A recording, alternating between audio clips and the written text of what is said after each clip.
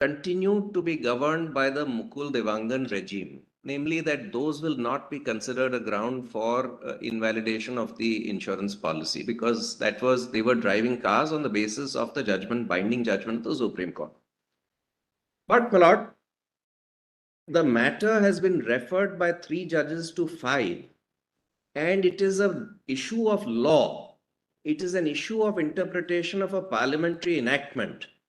The government, whether it agrees or does not agree, my lord, cannot change a parliamentary enactment. That's the executive government. Ultimately, this call has to be taken by parliament. But as it stands today, once the reference has been made to your lordship, then, my lord, it is my humble submission that your lordship must answer that, my lord, reference. Your lordship may say that we agree with Mukund Devangan, or your lordship may say, no, Mukund Devangan was wrong. It did not consider various aspects of it, and at the same time protect, my lord. So therefore, my lord, to ask the government will not be able to tell your lordship that they want to amend the act or whatever it is. Ultimately, that's a call that parliament has to take. And therefore, my lord, your lordship will have to interpret the law that is presently there before your lordship, my lord, in terms of the Motor Vehicles Act with the amendments. And, my lord, it is far more dangerous. The legislature took a clear, according to me, my lord, if I'm right in the interpretation of the act, the legislature took a clear distinction between transport vehicles and light motor vehicles, and laid a completely different regime. Your lordship recalls, my lord, that second part of section 3(1), which says that no person shall drive a transport vehicle without specifically being authorized to do so.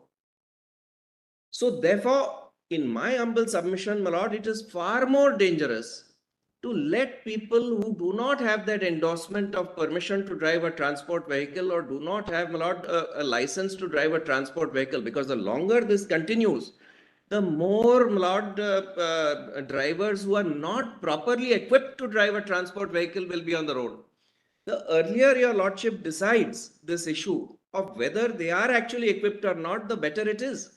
Ultimately, I follow, my lord, your lordship is concerned about people who are insured who may be left without insurance, but that is at the stage when there was confusion because of Mukund Devangan. That your lordship can take care of under 142. But your lordship should not, my lord, let this issue linger. If the position of law is absolutely clear, it is of course open to parliament to later on amend it if they feel that it is wise to amend it. But for the moment, whatever the act says, and it is my humble submission that the act has always said the same thing, namely, my lord, section 3(1), that second part has always been there. Section 10 amendment, whereby transport vehicle has come as a separate class of vehicle for which a license can be granted, came in 1994.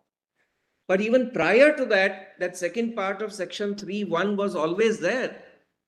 Therefore, my lord, in my humble submission, Mukul Devangan is an aberration. It's a departure from, my lord, what the act says. And therefore, it needs to be corrected at the earliest, because it is resulting in people who are not equipped to drive a transport vehicle being permitted to drive a transport vehicle. Only one interjection, apropos, my lord, what my learned, it fell from him, my lord. I'm not objecting to that, just to appraise your lordships, my lord. If your lordship takes the referral order dated